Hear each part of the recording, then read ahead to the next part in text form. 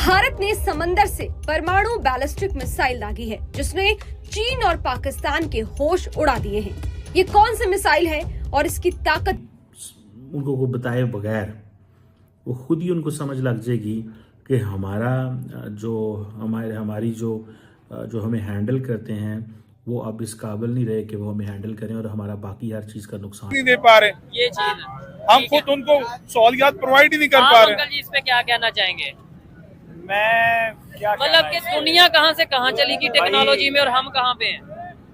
मुझे लगता है हम सबसे एंड पे हैं, टेक्नोलॉजी में भी हर मामले में एंड पे हैं। कितनी है, चलिए जानते हैं।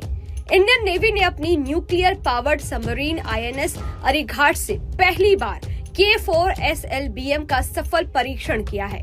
एटॉमिक हथियार ले जाने वाली इस मिसाइल की रेंज 3500 हो गया। सो वो क्या करेंगे कि वो आपको कंप्लीट, मतलब अगर नीचे रशिया में कंप्लीट डिस्ट्रक्शन हो गई तो वो ऊपर से मिसाइल जो है वो स्पेस से चल जाएंगे। तो रशियंस ने ये उस वक्त सोवियत यूनियन ने ये एक पॉलिसी क्रिएट की थी डेड हैंड के नाम से। ठीक है, और उसके जिम्मेदार कौन है? उसके जिम्मेदार कौन हो सकते हैं? ज़ाहिर जागीरदार ही है, जो गरीब को, जो टैलेंट को छुपाया हुआ है। आपने कुछ अर्सा पहले सुनी थी बात कि एक पानी पे बंदा कार चलाता है। अच्छा, ठीक है, वो कैसे गायब हुआ? ठीक है, उसका यानी उसका लेकिन मेरी पता बात ही नहीं है। They call it as a weaponization of space. Weaponisation of space की मुराद ये है कि आप जिसे वो कहते हैं ना कि रशिया की पॉलिसी होती थी, they call it dead hand. मतलब ये कि आप स्पेस पे वेपन्स लगा दें और कल कलां को ऐसी सिचुएशन पैदा होती है that under the situation mad हो जाता है, म्यूचुअली एश्योर्ड डिस्ट्रक्शन है कि आपको कंप्लीट टारगेट करके आपकी कंप्लीट जो जिसे कहते हैं ना आपको सफाई हस्ती से ही वो ख़त्म करने की कोशिश करते हैं। तो आपके कुछ मिसाइल कहीं पड़े रहें और वो वहाँ से खुद ही ऑटोमेटिक विदाउट एनी, जैसे कहते हैं ना कोई उनको को बताए बगैर वो खुद ही उनको समझ लग जाएगी कि हमारी जो हमें हैंडल करते हैं वो अब इस काबिल नहीं रहे कि वो हमें हैंडल करें और हमारा बाकी हर चीज़ का नुकसान हो गया। सो वो क्या करेंगे कि वो आपको कंप्लीट, मतलब अगर नीचे रशिया में कंप्लीट डिस्ट्रक्शन हो गई तो वो ऊपर से मिसाइल जो है वो स्पेस से चल जाएंगे। तो रशियंस ने ये उस वक्त सोवियत यूनियन ने ये एक पॉलिसी क्रिएट की थी डेड हैंड के नाम से। इंडियंस चाइनीज भी जो है जब उनको महसूस हुआ कि अमेरिकन भी जो है ना स्पेस को वेपनाइज करते हैं, हमारे जैसे मुल्क जो पाकिस्तान जैसे मुल्क हैं जो सिर्फ अपने डिफेंस पे बात करते हैं, कोई लंबा चौड़ा, they don't do it for the Prestige purposes, तो वो इस पे कोई ऐसे वो नहीं बात करते, वो खामोश रहते हैं क्योंकि हमें पता है कि अगर हमने ये किया तो हमारे लिए नुकसान होगा। और नुकसान क्या होगा कि हमारे ऊपर सैंक्शंस लग जाएंगे। तो ये एक फैक्टर जो है ना वो हमारे सामने बार बार आता है। सो स्पेस, इंडिया जो है वो स्पेस पे जो लोअर अर्थ ऑर्बिट पे जो सैटेलाइट्स हैं उनको टारगेट कर सकता है और वो इंडिया समझता है कि भाई अगर हमने इनको टारगेट किया तो हम बेसिकली ये जो सैटेलाइट्स होती हैं ये समटाइम्स आपको पता है इंटेलिजेंस इंफॉर्मेशन प्रोवाइड करती हैं, एग्जैक्ट पिक्चर्स, डाटा, मूवमेंट, और ये उनको हिट करना बेसिकली आपने दुश्मन की जो कैपेबिलिटी है उसको हिट कर रहे हैं। ठीक है जी।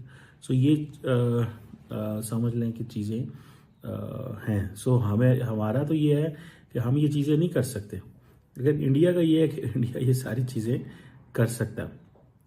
राजनाथ सिंह जो है वो धड़ल्ले से कह सकते हैं कि जी हाँ हमने हाइपरसोनिक मिसाइल जो है वो बनाया। पाकिस्तान अगर बनाया भी है या बनाता चाहता है या काम करना चाहता है तो नहीं कर सकता। आप देखिए ना हाइपरसोनिक मिसाइल जो है ये इसकी जो स्पीड है, कहा जाता है कि it's 5 times the speed of the sound, यानी कि हाइपरसोनिक की जो स्पीड है it is 5 times the speed of the sound.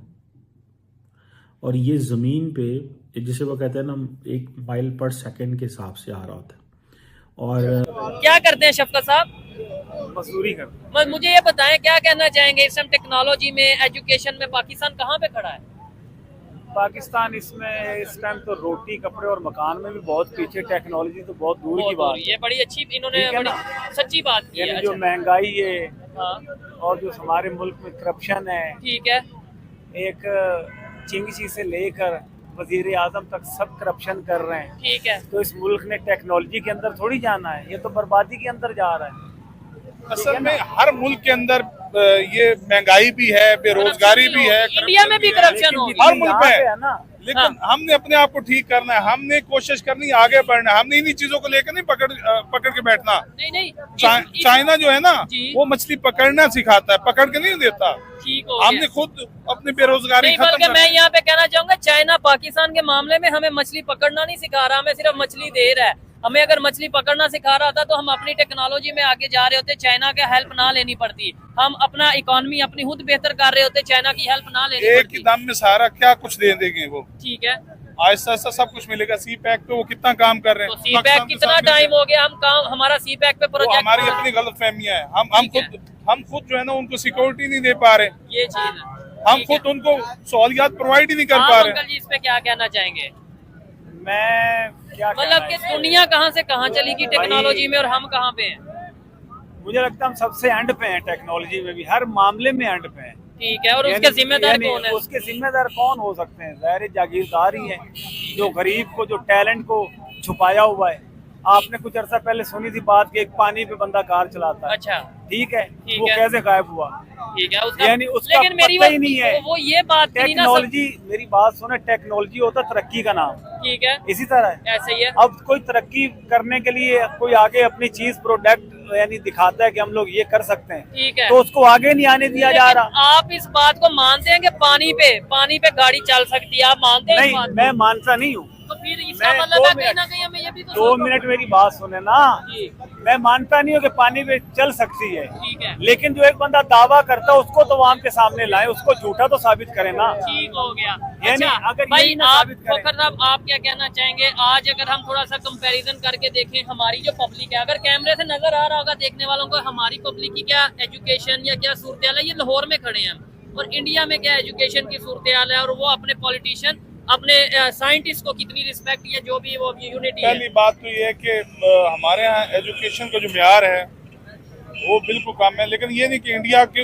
अंदर बहुत ज्यादा है। एजुकेशन है। इंडिया भी हमारी तरह जो है ठीक है, लेकिन मसला ये है कि वहाँ की जो अवाम है वो गरीब है। अच्छा, उनकी हुकूमत जो है, हुकूमत जो वहाँ की है वो वो अमीर है। बहुत अमीर है। ये हमारे फार्मूला यहाँ- हमारे इधर बड़ा आम है, लेकिन मैं आपको बता दूं वहाँ की आवाम नो डाउट गुर्बत होगी इंडिया में, लेकिन दुनिया के अगर टॉप 10 हम बिजनेसमैन अमीर वहाँ तरीन के, तो वहाँ पे इंडिया के। मोस्टली 2-3 हमें इंडिया के मिलेंगे। इंडिया के दुनिया की अगर अडानी बड़ी बड़ी हो गया, कंप अबानी हो गया, वो वहाँ ठीक हो के। गया, टाटा ग्रुप, ये सब ठीक है।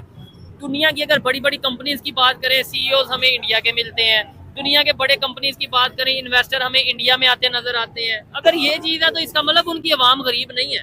देखो वहाँ पे ये है कि वो हर